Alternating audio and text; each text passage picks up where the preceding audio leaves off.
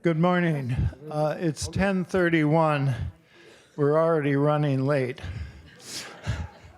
It's my privilege today to introduce Dean Jimmy McClellan. He has been here quite a few times, starting in 1977. I mean, I'm not sure I was born yet, but at any rate. And he used to come over and teach courses here to residents here. And we met one walking down the hall who lives very lovely and young. I won't name her, but she said she loved the courses. At any rate, a quick few facts on him. Many of you maybe have heard these in prior lectures. In fact, today, this lecture was given 3 years ago. And Jimmy asked me, did we really want to hear that again? And I said, it was fascinating. I can't remember any details. Please come back.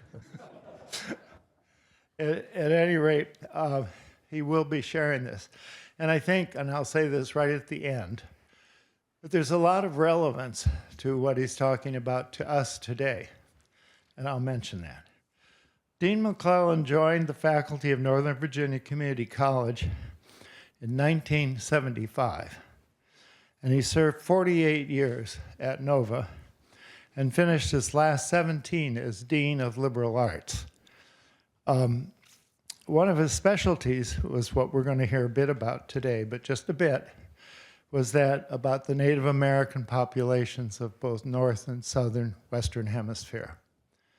And he'll be talking, of course, about the American Native populations and their contributions.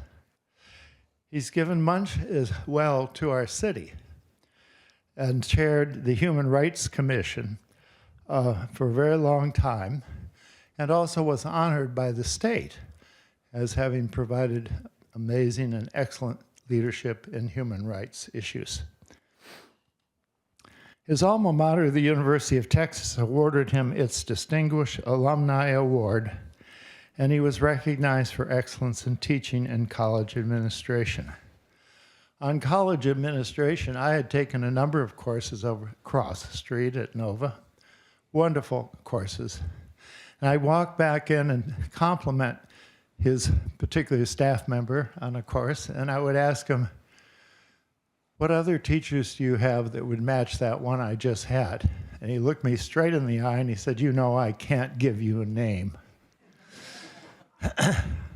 But he said, take oceanography. Well, you have all heard from the professor there who teaches a class that brings all the sciences into play and is incredibly, Zabilski is his name, I recall. Is that right? Yeah, Professor Zabilski. He's not just in books all the time. Many will remember from other introductions that he is a very accomplished kayaker. And I realized in seeing a bio from him recently that he not only did long distance, but raced at times. And he has circumnavigated the world once, and how far along are you on a second run? 26,000 miles, a little over 26,000. So you're just starting on the second 2,000 into the next round. Okay.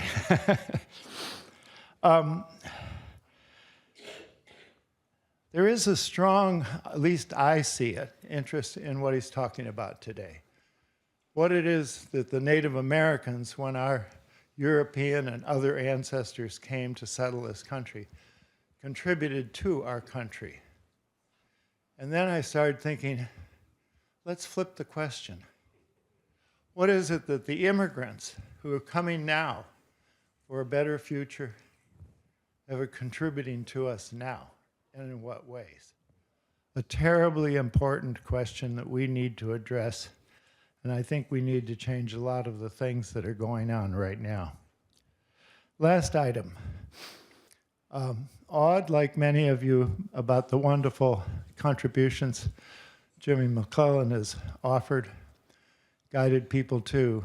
I asked him at the end of a telephone conversation, how should I address you when you come? And he didn't say dean. He didn't say professor.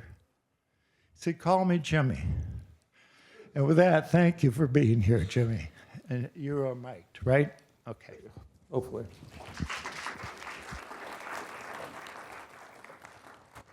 Oh, is the mic loud enough? Can you hear me okay? Great. I started teaching here at Goodwin House in 1977, and I think I taught every course I could teach. They were credit courses in the old library. I was in my 20s then, and I'm over 80 now, so it's been a continuous connection with Goodwin House. And I've always enjoyed being here because people here are very well informed and interested and well educated, and a good group to talk to and share things with. I remember the first year I was here, I was giving a lecture about the Treaty of Versailles. And after the lecture was over, a man came up and tugged me on my sleeve very politely and said, nice talk there, son, but you know, I was there at the Treaty of Versailles, and what Woody Wilson really said was, and he corrected me. So I've learned from being here as well. Today's topic is Native American contributions, or what Native Americans gave to the American people and to the people of the world. The contributions of Native Americans to our world today are many, but these contributions have been largely ignored. They've been ignored in part because of guilt. It was easier to justify taking native Indian lives and Indian lands if we could convince ourselves that they were primitive savages who stood in the way of a superior people. We're only a few generations away from a time when the official policy of the United States toward Native people was genocidal. We're only a few generations away from an era in which states offered bounties for Indian scalps, and blankets infected with smallpox and tuberculosis were intentionally distributed to Native people in hopes of exterminating them. It was a time when a president of the United States could say, as Andrew Johnson did say in 1868, civilization, if the savage resists, civilization with the Ten Commandments in one hand and the sword in the other demands his immediate extermination.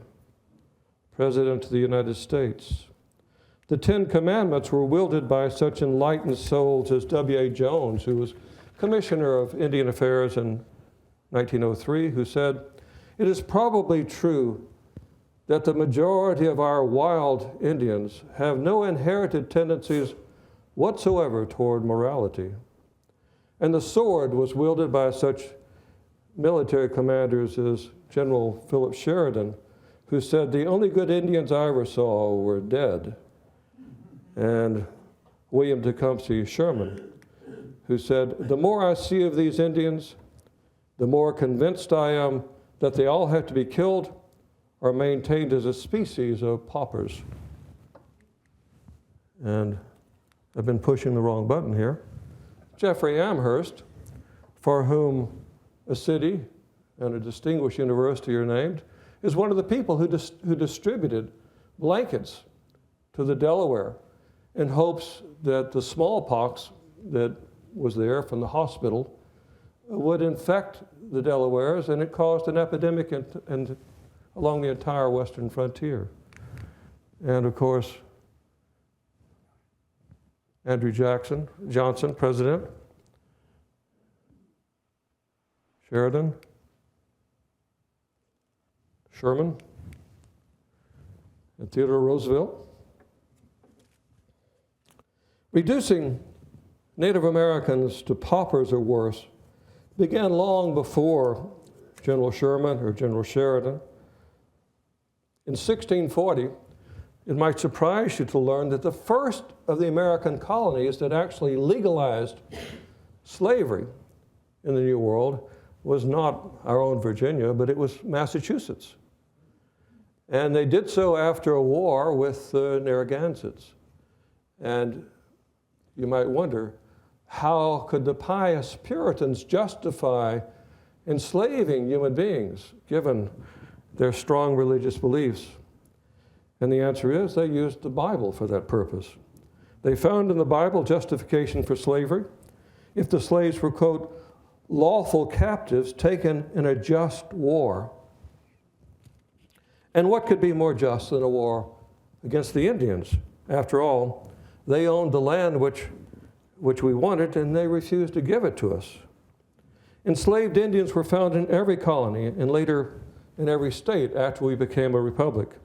They worked in the fields alongside Africans and African Americans in southern plantations, and whole tribes were often lifted up and sold into slavery. Not too far south from us, the Nanziatico people lived, just east of Fredericksburg. There was a law in colonial times that if a white man was killed anywhere in Virginia, the Indians of the closest Indian village were held accountable with life and property. And there was a white man killed near Montrose on the northern neck, and they blamed the entire Nanziatico tribe, rounded them up, put them in prison in Williamsburg, and then sold them to the islands of the Caribbean, where their descendants still live today, far from their homes. Selling Indians into slavery in the islands of the Caribbean became the primary economic activity in South Carolina in the 18th century. The Virginia Supreme Court declared Indian slavery unconstitutional in 1806. But the practice continued in other states, and even after the Civil War, even after the 13th Amendment, Indians were still being enslaved in New Mexico and Arizona and that region of the West. The 14th Amendment, which granted citizenship as a birthright, excluded Native Americans from citizenship. Native Americans have had their religions banned under something called the Religious Crimes Code of 1883. And I sometimes try to imagine how a country with the First Amendment guaranteeing freedom of religion could ever pass a law with that title, Religious Crimes Code. We're using this Religious Crimes Code. Native religions were banned. Those who practiced them were often jailed. Indians have been forced onto reservations where they were expected to die off within a few generations, and those reservations are among the most impoverished places in our country even today.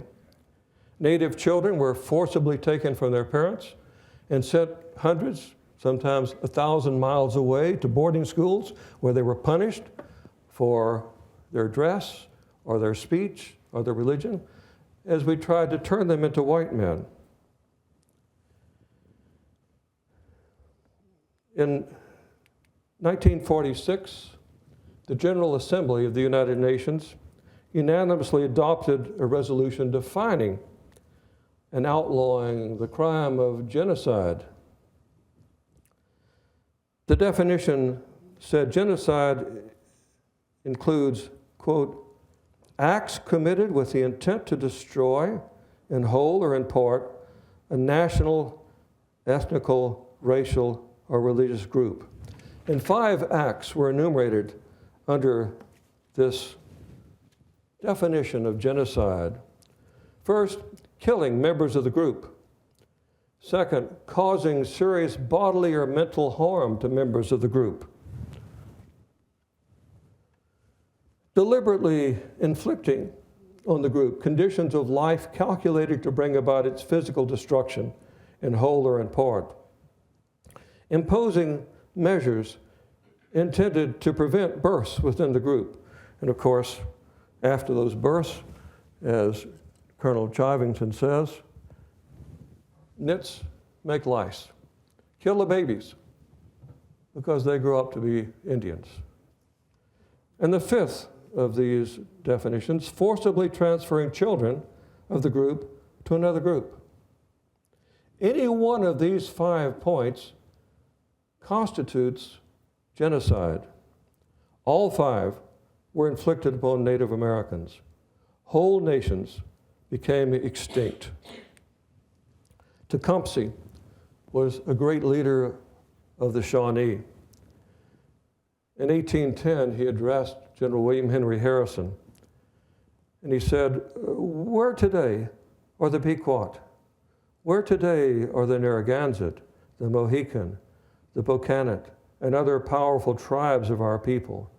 They have vanished before the avarice and oppression of the white man, as snow before the summer sun." Tecumseh. And Sitting Bull, one of my favorites. Sitting Bull at the Powder Ridge Council in 1876 addressed the assemblage and said, "Behold, my brothers, the spring has come. The earth has received the embraces of the sun, and we shall soon see the results of that love. Every seed is awakened, and so has all animal life. It is through this mysterious power that we too have our being, and we therefore yield to our neighbors, even our animal neighbors, the same right as ourselves to inhabit this land. Yet hear me, my people. We are now to deal with another race, small and feeble when our fathers first met them, but now great and overbearing. Strangely enough, they have a mind to till the soil, and the love of possession is a disease with them. These people have made many rules that the rich may break, but the poor may not. They take tithes from the poor and the weak to support the rich who rule them. They claim this mother of ours, the earth, for their own, and they fence their neighbors away. They deface her with their buildings and their refuse. That nation is like a spring flood that overruns its banks and destroys all who are in its path." Sitting Bull. Not only did the Old World's invasion cost the extinctions of many people, but it also has histories that extol those conquerors as heroes. It's been said that history is written by the scribes of the conquerors and an attempt to justify and extol the virtues of the victors. And the vanquished are never treated well in such accounts. But within the last few generations, we've begun to reevaluate the Native American contribution to our country and to our world, and see that we actually owe much to them, as you probably know, the Romans owed to the Etruscans, and other civilizations have owed to those who preceded them. The truth is that Europeans may have colonized America, but American Indians had already colonized what the Europeans considered to be a wilderness. It looked like an overgrowth of jungle to European eyes, but Native Americans along the eastern coast, from the maritime provinces of Canada down through the Pacific and Atlantic and Gulf coasts, had already formed the forest, planting crops that attracted certain, or plants that attracted certain wildlife in different areas and different plants to cultivate the forest. While we have chosen to remember Native Americans as nomads, and our stereotypical image of Native Americans is that first picture that I showed you of Quanah, the last Comanche war chief, who was a nomad, who did live on horseback and who did hunt bison and live in a teepee. But that was a small minority of the population of the New World in 1492. In fact, that part of the world, riding horses and hunting buffalo, living in teepees, didn't exist in 1492 because the horse was brought to the New World by the Spanish. So it was impossible to do that on the Great Plains. Most people who lived in America in 1492 were farmers, living in villages, not nomads.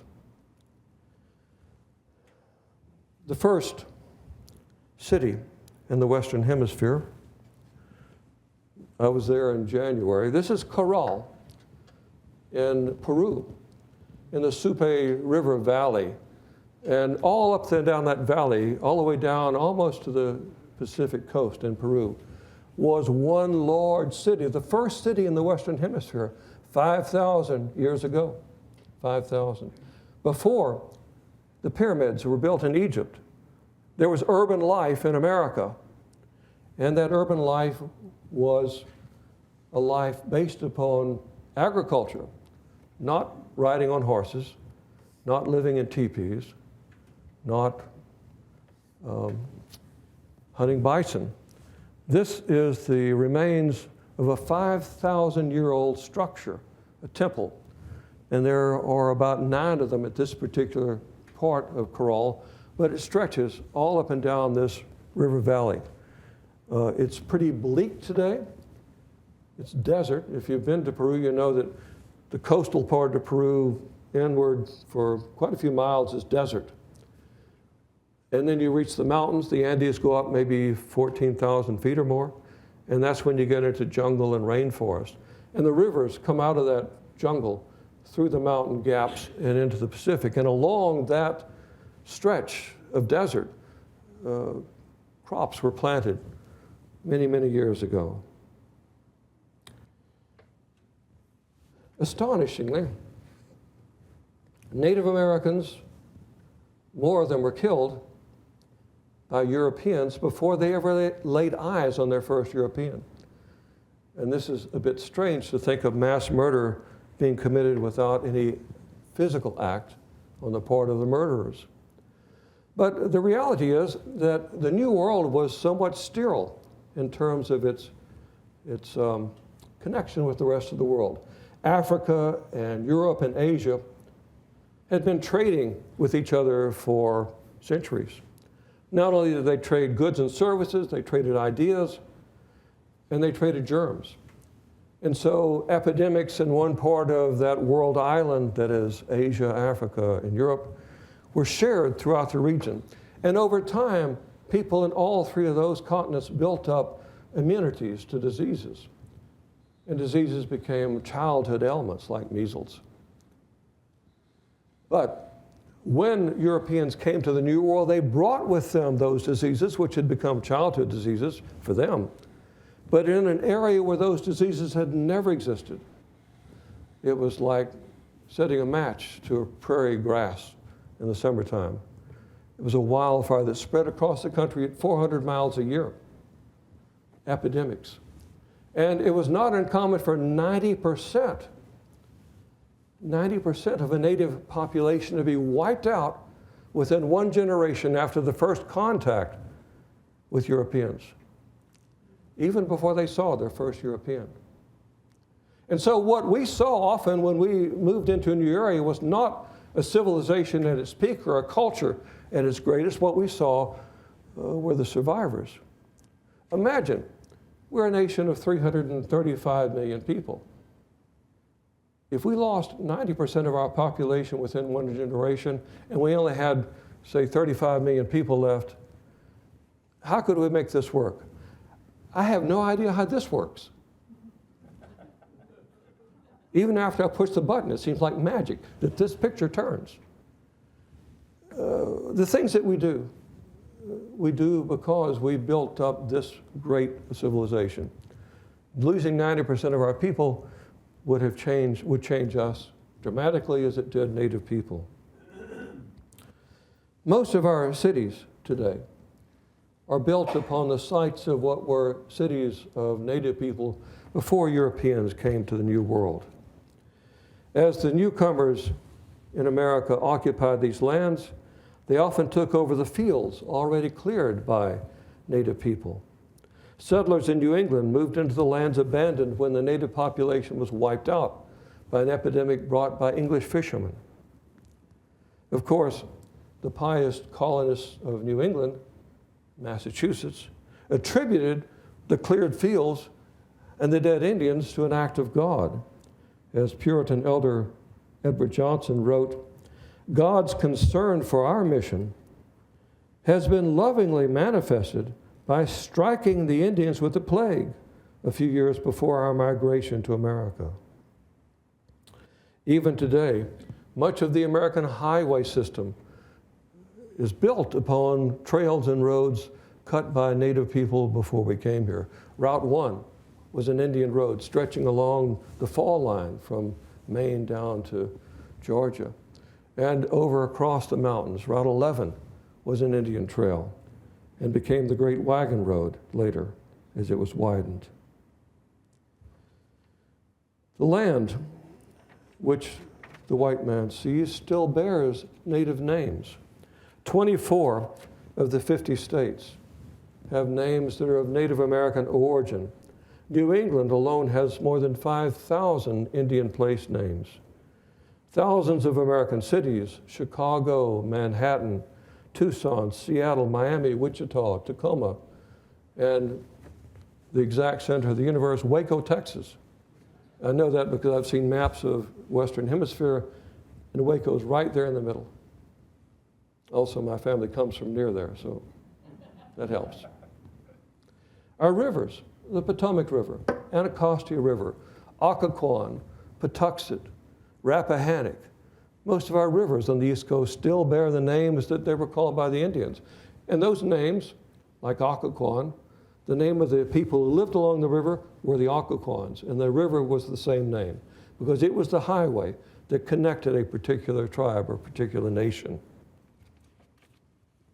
But the legacy of Native Americans runs much deeper than merely place names. And perhaps their greatest contribution is in agriculture. 3/5 of the crops being grown around the world today are of Native American origin. As farmers, Native Americans were without peers anywhere on the planet. They domesticated and developed through centuries of very patient crossbreeding and experimentation, crops that have become essential to the world food supply. And yet, once again, we don't give them credit. We talk of Irish potatoes and Jerusalem artichokes. We associate tomatoes with Italy. And I try to imagine sometimes what Italian food would be like without tomatoes.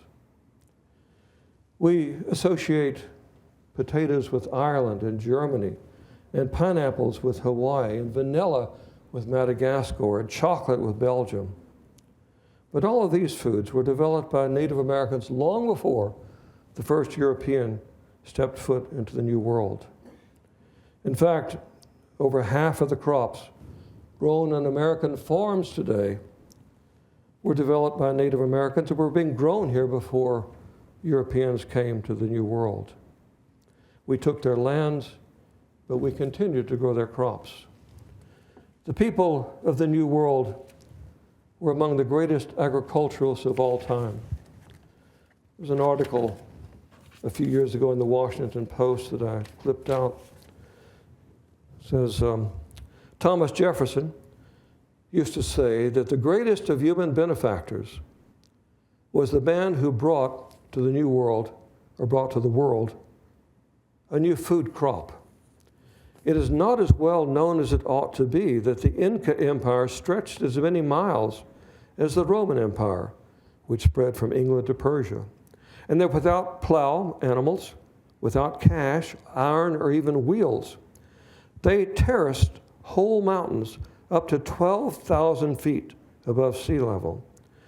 And in an almost impossible climate, as we would consider it, as it freezes almost every night when the sun goes down, they domesticated as many food plants as were developed in Europe and Asia combined. Just the natives of Peru domesticating more food plants than Europe and Asia, two continents combined.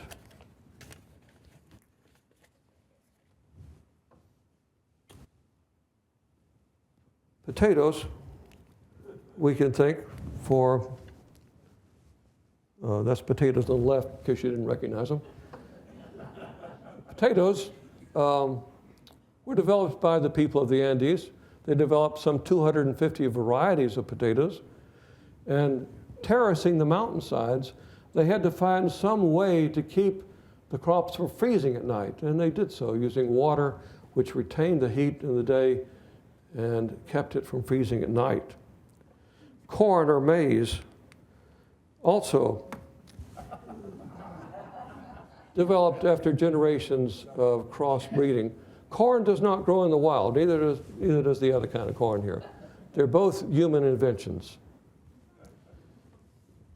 All varieties of squash, pumpkins, sweet potatoes, wild rice, avocado, most varieties of peppers, tomatoes, peanuts, papaya, pineapple, manioc, amaranth, maple, most varieties of beans.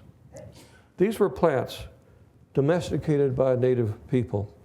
And today, corn, potatoes, and cassava are among the top 5 food crops in the world. Cassava is very prominent in Africa, more so than here. But 3 out of the top 5 plants did not exist in the Old World when the New World was discovered by the Old.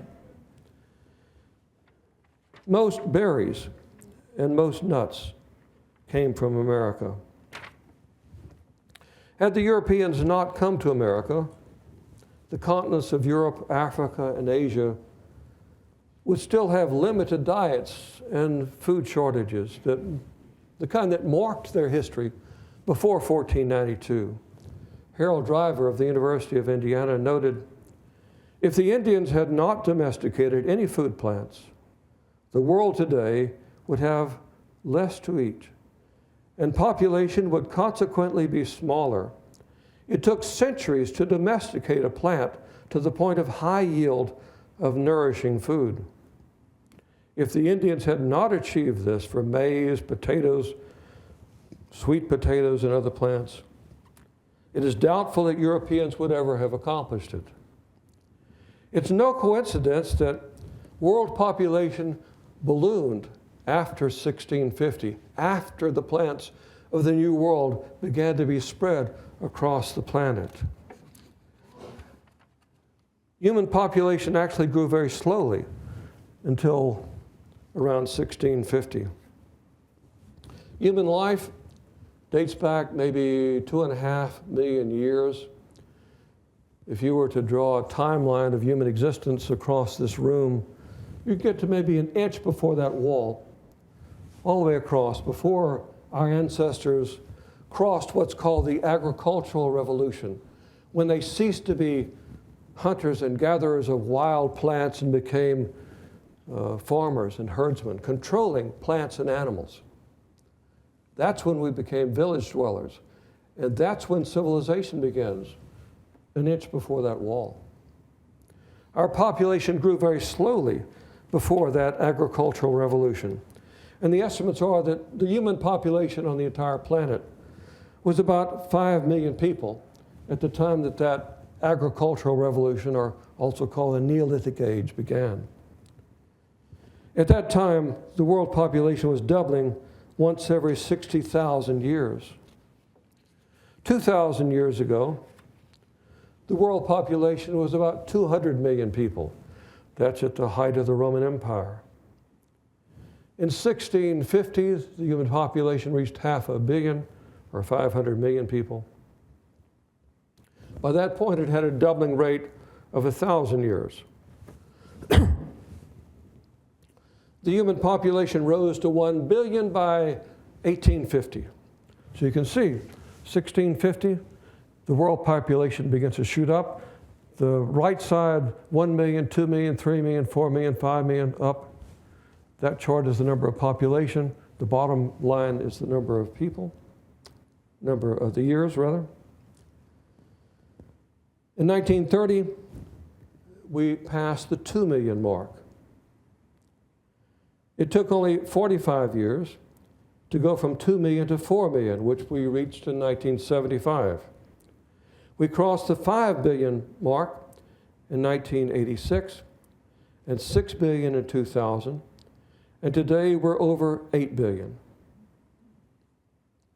It's incredible how fast the human population has grown since 1650. But if you recall from your history, prior to 1650, Europe was racked continuously by plagues and wars and famines and malnutrition and the Black Death, things that wiped out a malnourished population. But since then, life has changed because of the cornucopia of food poured from America around the world. Life expectancy has doubled since the New World was founded by the Old. And while on the subject of the quality of life, the most important contributions in my mind from Native Americans was that they literally gave the world the icing on the cake.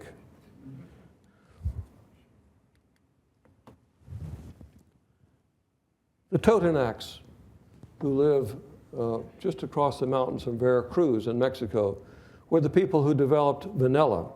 And you can visit Papantla, one of the Totonac cities in Mexico today, and the air smells like vanilla. A great place to visit. The Maya, we can thank for giving us chocolate. Chocolate is getting more expensive now, but I still can't imagine not having it. I feel sorry for those first 2 million years when people didn't have chocolate.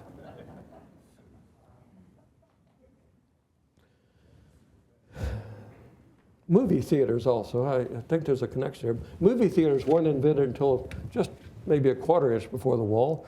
And of course, popcorn is an American food, an American delicacy. You couldn't have movies without popcorn and juju beads and other things that are now sweetened with corn syrup. And you can't go to a movie theater, at least in our time, without being fearful of putting your hand under the seat and finding somebody's bubble gum there. Chewing gum was also a Native American invention. You remember, I know I do, and I'm sure you do from our youth, chiclets. Remember little chiclets, little sugar-coated chewing gum? Well, the word in Maya for chewing gum is chicle, and that's where the name chiclet comes from. Chicle, chi is mouth, and kol means moving. So chicle means moving mouth. That's what the Maya called chewing gum. What we call Mexican food is not Spanish, it's Native American. Tamales, enchiladas, tortillas, related treats were recipes in use in the New World before the Spanish arrived, as were other things like cornbread and toasted cornflakes. Those were of Native American origin. There are still crops, many crops, developed by Indians that we haven't spread around the world. The National Academy of Science estimates that there are at least 70 plants in the mountains of the Andes in Peru that could be developed as a global food source. Under the category of dubious contributions to the world, I want to balance this out as if I can, is a weed that we gave to the rest of the planet, tobacco. Tobacco was domesticated in tropical America and spread north and south, became a fixture of rituals and ceremonies for Native Americans. Cigars were smoked by the Indians in the Caribbean. Cigars there were originally 2 feet long, and they used a stick with a fork on it to hold up the end of it. An all-day cigar, I guess, maybe an all-week cigar. Cigarettes were used in Central America using tobacco wrapped in corn husks. And in the eastern United States, Native Americans smoked tobacco in pipes. The use of tobacco in the old world didn't exist until tobacco was brought from the Americas, because tobacco didn't grow anywhere but in the Americas. When it was introduced by the colonists to the British merchants and introduced into England, King James condemned it. He described the smoking of tobacco as, quote, loathsome to the eye, hateful to the nose, harmful to the brain, dangerous to the lungs. You got it right. And in case that non-endorsement wasn't clear enough to people, he added that, quote, the black, stinking smoke is the nearest manifestation of hell on earth. King James. Smokers were imprisoned in Switzerland, tortured in Russia, executed in Turkey, which gave them a low cancer rate there. But it proved hard to keep the public away from a product which, when pressed between the lips, set aflame, and inhaled deep into the lungs, would cause the user to develop a chronic cough while turning both lungs into lumps of charcoal. How could you resist a product that could do that to you? Well, tobacco is the founding drug of the United States.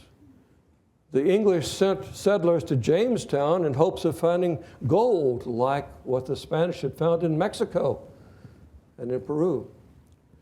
And to look for gold, they settled on a swampy island on the James River. And what they found was not gold, but mosquitoes and poison ivy, two things which were not in big demand in Europe for export. What they did find, and John Rolfe, one of my ancestors, came up with the idea of, why don't we addict the whole world to tobacco? And we can sell that to them because they can't find it anywhere else but Jamestown. And we'll make a lot of money and we'll make the colony prosperous. Without tobacco, Jamestown would not have continued. It would have withered away. And settlement in the Americas would have ended. Tobacco, our founding drug. I sometimes think about the fact that as we continue to sell tobacco to the world and subsidize it, we're somehow critical of Colombia for selling a different American drug, cocaine, to us. We condemn that one while we kind of look the other way in Virginia. But tobacco, the founding ability to settle and maintain the English colonies. The Americas also had a commodity in abundance, which Europeans prized even more highly than food and the more than 200 medicines that Native Americans gave us. The natives of the Inca Empire and the natives of Mexico, the Aztec and other civilizations of Mesoamerica were rich in gold and silver. For Native Americans in those regions, gold and silver were not a medium of exchange. They were things of beauty. They made jewelry from them. And in Peru, they made thin sheets of gold to cover their walls because they had it in such abundance. But Europeans didn't see art and they didn't see jewelry. What they saw was money, gold and silver, commodities for exchange. When the Spanish saw the great wealth of these two native empires, there was no restraining their greed. That resulted in, for a time, Spain becoming the richest and most powerful nation on the planet, being able to build its armada from gold and silver that it stole from the Indians of Peru and Mexico. And eventually, the gold the Spanish stole found a way into the treasuries of other European countries. In part, even today, you know that the islands of the Caribbean are still often colonies of European countries. The Dutch, the French, the Danes, the English, the French. Well, the reason why they settled those colonies was because the gold being stolen by the Spanish from the American Indians had to be taken by ship between those Caribbean islands. And they used those islands to prey upon Spanish shipping and steal the gold for themselves. So much of the gold that the Spanish stole never made it to Spain. It ended up in other European countries. And you may know Francis Drake became Sir Francis Drake after he sailed around the world. It wasn't sailing around the world that made him Sir Francis Drake. It was that he stole gold along the way and gave the equivalent of about $25 million worth of gold to Queen Elizabeth, who was very happy to knight him for that.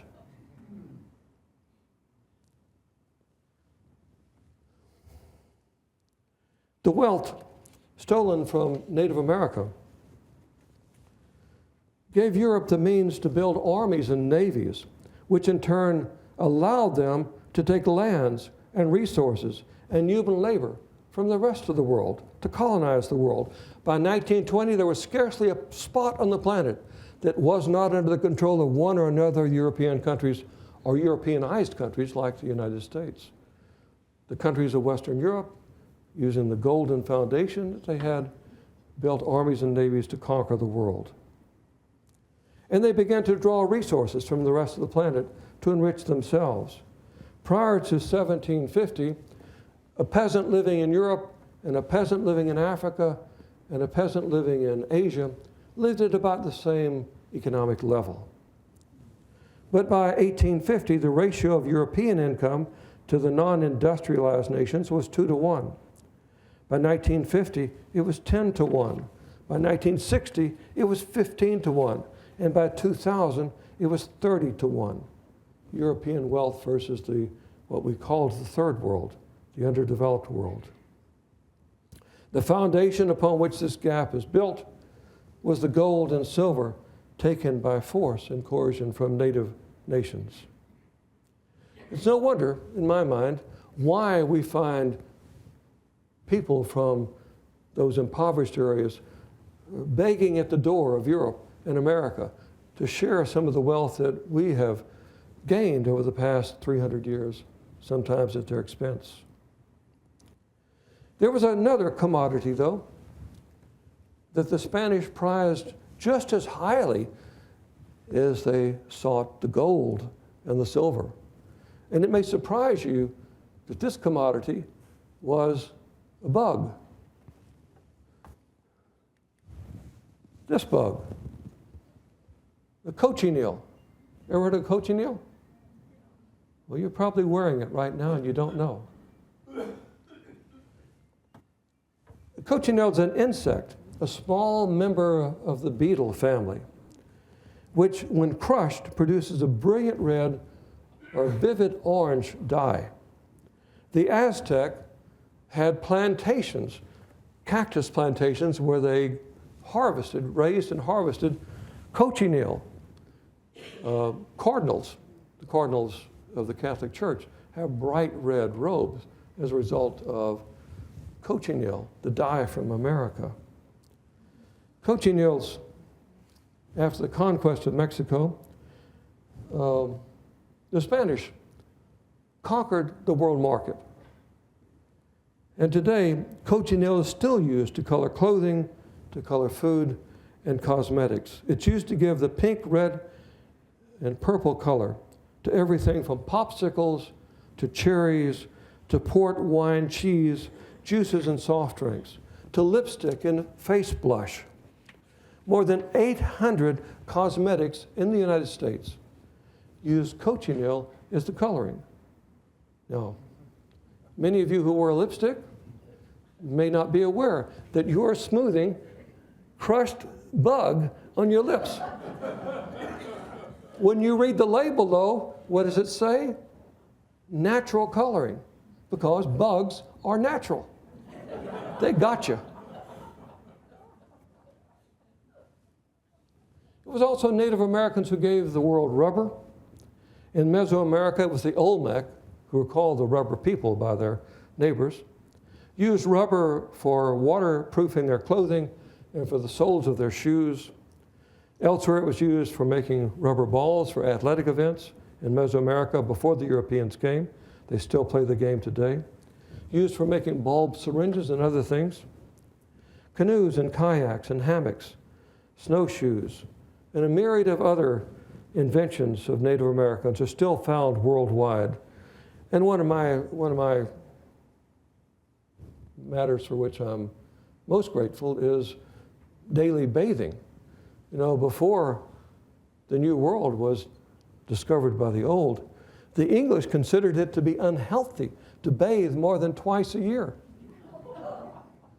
You know, let me ask you, which continents invented perfume?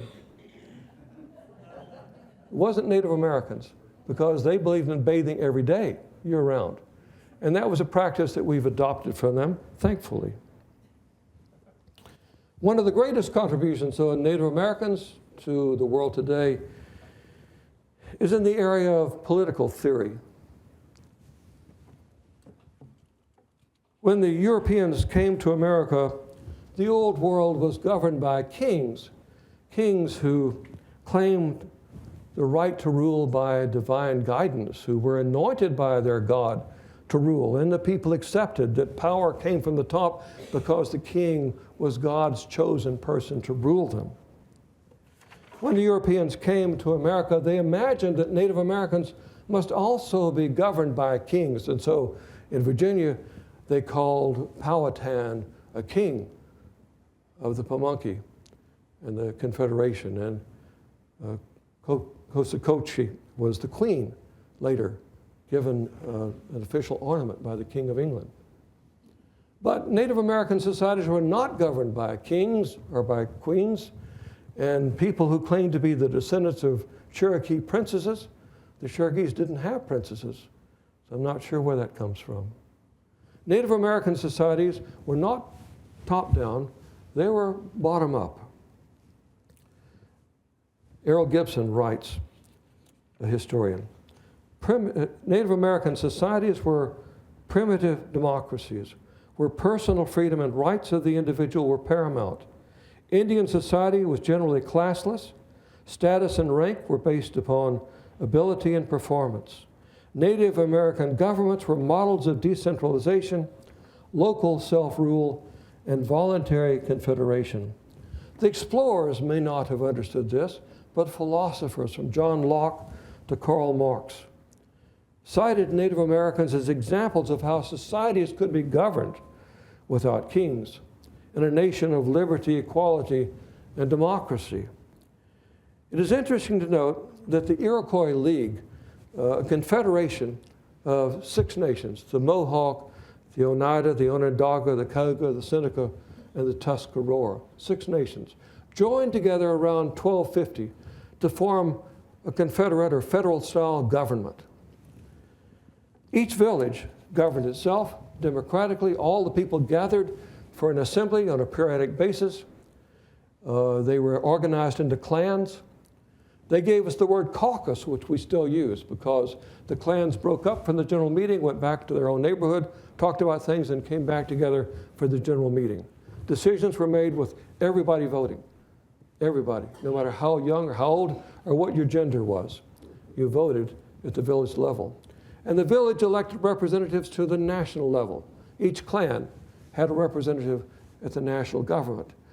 And each clan had a representative at the confederation government, so that everybody was represented. From this form of government, states within a state, 6 nations with one common government that made laws and rules that affected all 6, while allowing each of the 6 to maintain its own internal laws. That model Benjamin Franklin saw is a model of federalism for the 13 colonies. In 1750, Franklin noted, "It would be a strange thing indeed if 6 nations of ignorant savages should be capable of forming such a scheme for such a union and be able to execute it in such a manner as it has subsisted for ages and appears indissoluble.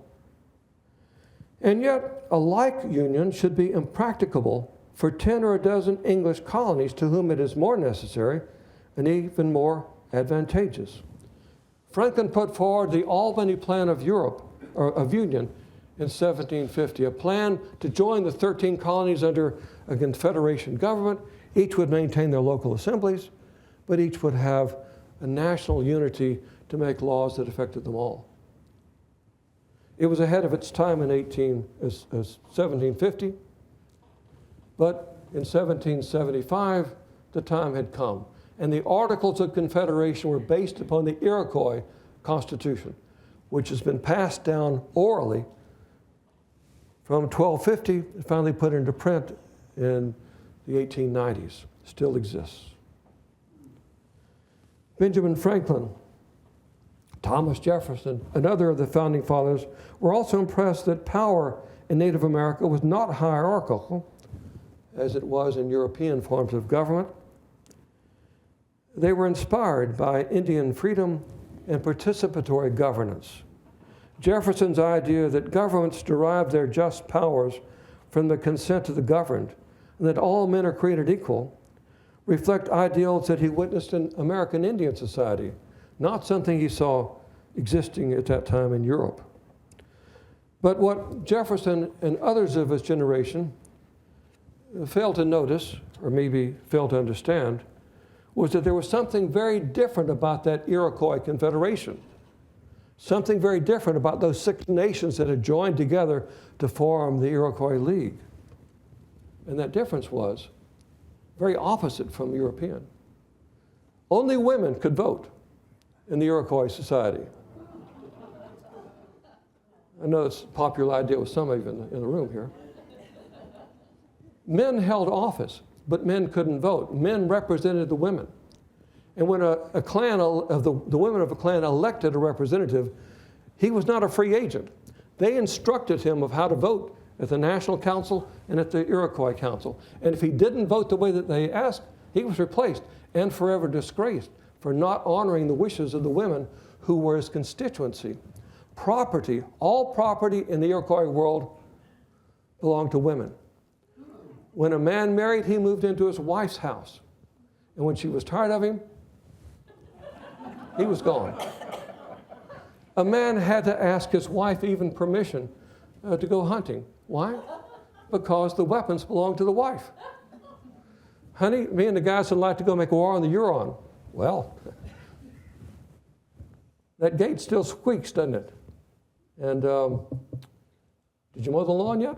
Well, until you finish your chores around the house, you and your buddies can't go off and make war. So, the Founding Fathers missed that part. We didn't get to allow women to vote in the whole country until 1920. But the Iroquois did it from 1250 on, and probably before that. American leaders may not have noticed that, but Karl Marx and Frederick Engels and other philosophers did notice this unique thing about the Iroquois system. Engels used the Iroquois social and economic structure as the cornerstone of his influential book, The Origin of the Family, Property, and the State. The book became a source book on social development, a major influence on Eastern Europe and the Soviet Union. Engels was elated by the Iroquois Constitution. He said, "A wonderful constitution it is.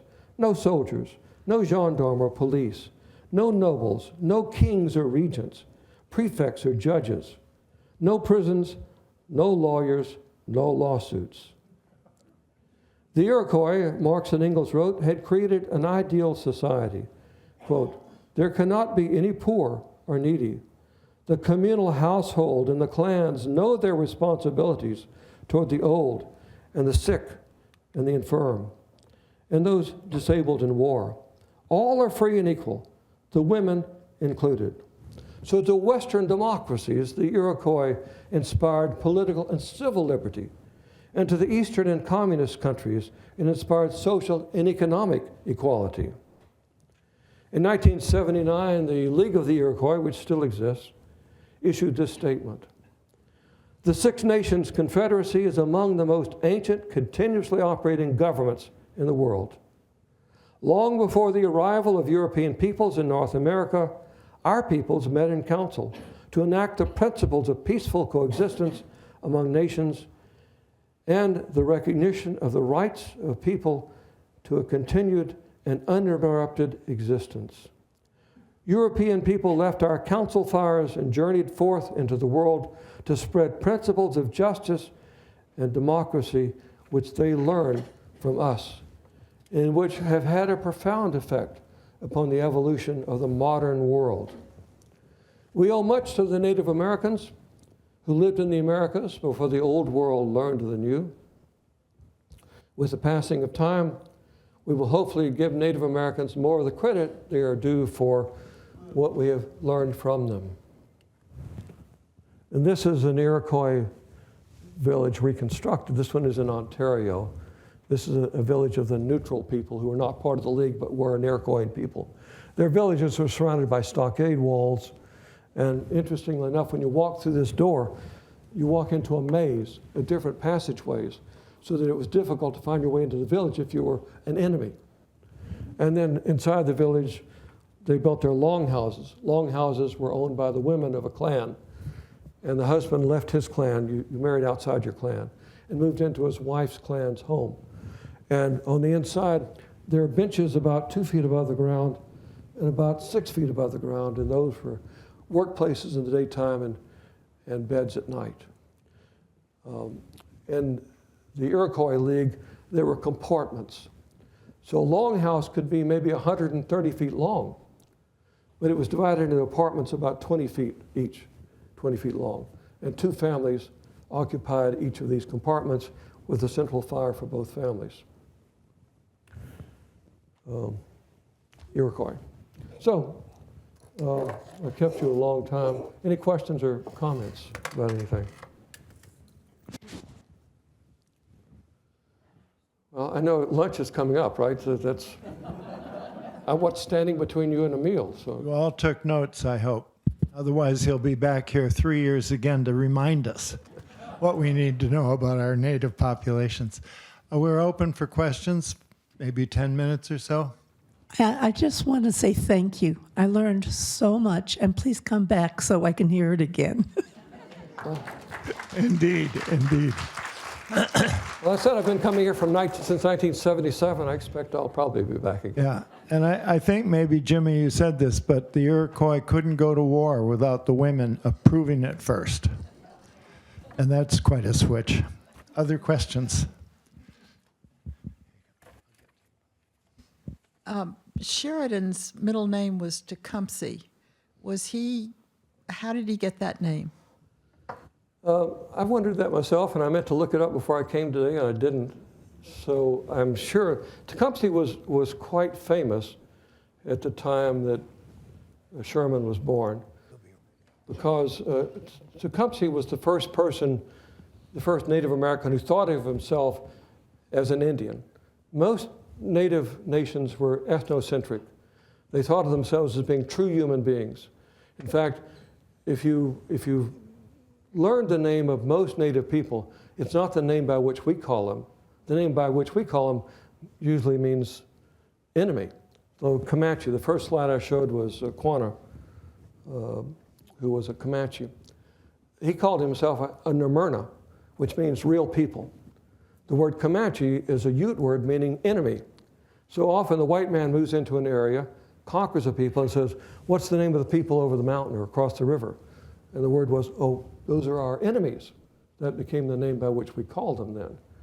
So they were ethnocentric, and they didn't see themselves as being related. We came here, and what we saw was Indians, red men, redskins, derogatory term. But what Native Americans saw was people who are not human beings. Because we are human beings, our culture is real. They're different and they're not human. And so it wasn't unusual for, say, Powhatan in the Powhatan Confederacy to think that he probably had as much in common or more in common with the English than he did with the Susquehannocks who lived across from Mount Vernon. Because they didn't see themselves as Indians. Tecumseh, to get back to that, Tecumseh was the first Native American who said, yes, I'm Shawnee, but I recognize that there's something connecting Native people. It may not be race, but it may be the fact that we have a common enemy. So Tecumseh tried to organize all of the Indian nations along the western frontier into one great alliance, and he traveled all the way to Georgia to convince the Creeks even to join a confederation to stop the westward push of American frontier. William Henry Harrison engaged Tecumseh's forces at the battle you've heard of, and may not have known why, Tippecanoe. And because of that victory, Harrison was elected president. And a man named Rumsey Dumpsey Johnson, that was his nickname, not his real name, was elected vice president because he claimed to be the man who killed Tecumseh. So Tecumseh was well known in America as the man who tried to create this coalition of all Indian tribes to block the western frontier. Actually much respected. Tecumseh was a very intelligent man, and even if you didn't like what he was going to do, you had to respect his intellect and respect what he was attempting. So my guess is that the middle name comes from that, respect for someone who was a great man, even if he was an enemy. But I intend to look it up. I expect you probably will too. We'll see what we find out. Oh, my question now? I guess I'll pick a question that's somewhat more recent, but I do, when I sit here and I listen to a lot of this, because I actually lived in Arizona and worked a lot with Indian groups in the American Southwest, and also worked with Indian groups in Central and South America. But I'm very curious of what you think about the Bureau of Indian Affairs and what role it's played. Well, I can't say I have too many positive thoughts about it. For much of its history, the Bureau of Indian Affairs didn't include Native Americans. It was the white man telling Indians how they should live. And it was, had as its basic goal assimilation and de-Indianizing the Indians, making them more like white men. You know, many minority groups in America want to be part of the mainstream. The civil rights movement for African Americans and Hispanic Americans was, we want a piece of this.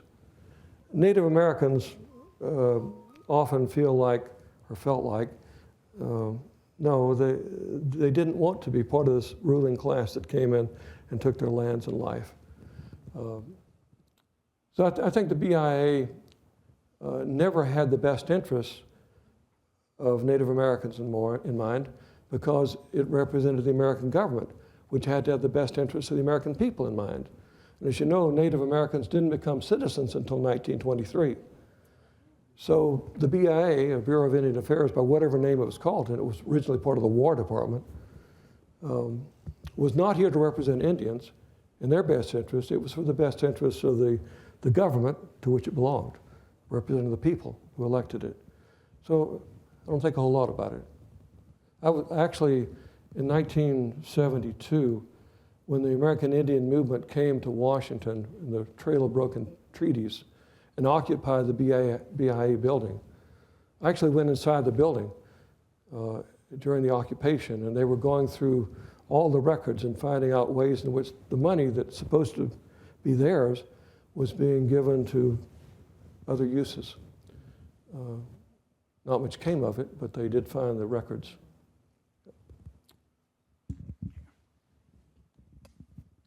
Wasn't it true that during the Second World War, one of the reasons we got ahead was everyone's trying to break codes and whatever, and the Native Americans were the ones that they used, in other words, it was their language going back and forth, that no one could break the code, so I think that helped a lot with the war effort.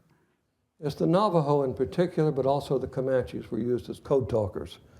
And you could put a Navajo in one place and a Navajo in the other place, miles away, but if they could talk by radio, they could communicate. The Japanese had no idea. And if you've ever heard, Navajo is from the Na-Dene basic language family. It's not connected to any of the language family that anybody ever heard before. So it was impossible to break. And the Comanches was an Aztecan, Udo-Aztecan language. They didn't know that one either. So yes, that was instrumental. It was a code that the Japanese could never break. Yes, yes, yes. Can you hear me? Yes. I was wondering whether North America was different than South America. How were the How were the natives treated there by the invaders, Spanish? By the invaders, the Spanish, or was it different? Not necessarily eliminating them all. Yes, they were different because the Spanish saw Native Americans as a working class, and they sent Native Americans back down in the mines and out into the fields to raise food for them. So you can see in Mexico today that 25% of the population is pure Native American, and 65% is mestizo, and only about 10 to 15% of Mexico can claim to be of pure European origin. And that 10 to 15% set themselves up the ruling class, running the haciendas, which used the natives as a workforce, enslaving them basically. So they saw Native Americans as an asset to be used. Europeans wanted to work English in North America wanted to work the soil themselves. And they saw Native Americans as a liability and a hindrance and an obstacle to occupying land that they wanted. So a bit different. Neither one of them treated Native Americans very well, but a different approach. And I didn't mention, have any of you ever been to Cahokia? Not a big tourist attraction, I can tell. But Cahokia is right across from St. Louis. And it was the largest city in what is now the United States in 1492. And it was a commercial hub. If you think about where St. Louis is, it's there for a reason. The Ohio River, the Missouri River, the Mississippi River, Illinois River, several rivers come in just about that same spot. So if you're using water as your highway, the Mississippi and those tributaries are natural roads. And Cahokia was built right across from where St. Louis is, in East St. Louis in Illinois. It was the largest city in the United States from around 1000 to maybe 1500 AD. And today, if you go there, there's one pyramid or mound that covers 20 acres, about the size of the George Washington Masonic Memorial Grounds. It's about 140 feet high and rises in 3 terraces. Once was crowned by a temple, and there are maybe 100 other mounds there in what was a very large city, connected to the Mississippi and connected with trade as far west as the edge of the Great Plains and Alabama.